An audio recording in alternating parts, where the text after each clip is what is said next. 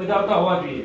અને હમણાં 21 તારીખે આપણા અખિલ ભારતીય સફાઈ મજદૂર સંઘ દ્વારા આપણા કર્મચારીઓ માટે પેન્શન બંધ થઈ ગયેલી છે, પેન્શન આપવા માટે અને ચાલુ કરવા માટે કે ઘણા આપણા કર્મચારીઓ જે અક્ષમ જે કામ નથી કરી શકતા એને વારસાઈ છોકરાને નોકરી આપવા માટે અમે લોકો વારસાઈ માટે રજૂઆત કરી હતી, અમને આંદોલન પર ઉતરેલા હતા।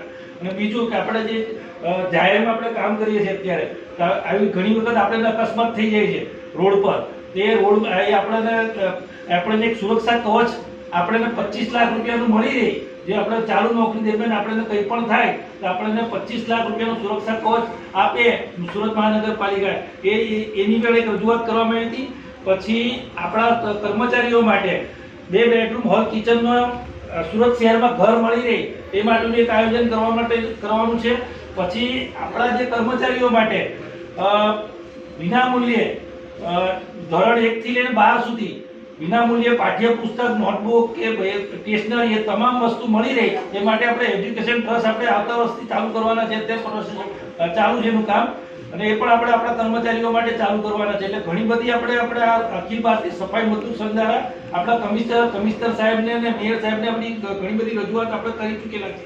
એટલે હવે ખાસ તો આ સમૂહ લગ્નનું હતું ને આ બીજું સાથે સાથે આપણા યુનિયનો જે આ કામ કરી રહ્યા છે, અને હમણાં જ્યારે પણ તમને આ જ્યારે પેન્શન માટે ભવિષ્યમાં તમને આંદોલન માટે ત્યાં બોલાવવામાં આવશે મુખ્ય કચેરી, તો તમે બધા અચૂક હાજર રહેજો। એક ટાઈમ જેનો વીકલી ઓફ હોય તો ફરજિયાત હાજર રહી, અને જેની નોકરી ચાલુ હોય તે એક ટાઈમ આવે ને એક ટાઈમ નહીં આવે તો ચાલે, એવી રીતે ત્યાં આવી રહેજો વારા ફરતી।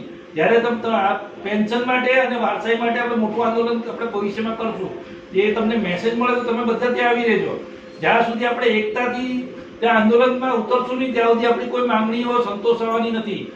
દરેક આપણે પ્રગતિ માટે આપણે આંદોલન કરવું પડે, કોઈ પણ વસ્તુ એમને મળતી નથી, એના માટે કંઈ ને કંઈ મહેનત કરવી પડતી હોય છે। એટલે પેન્શન જો આપણે જોતું હશે ને તો આપણે મોટા પાયે આપણે આંદોલનમાં ઉતરવું પડશે ભવિષ્યમાં।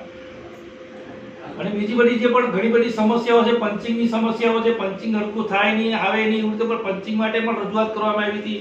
પછી ઘણા એવા 15-20 મુદ્દાઓ હતા એને લઈને આપણે આંદોલન કરેલું હતું, ને આપણે માનનીય કમિશનર સાહેબને આવેદનપત્ર આપેલું છે।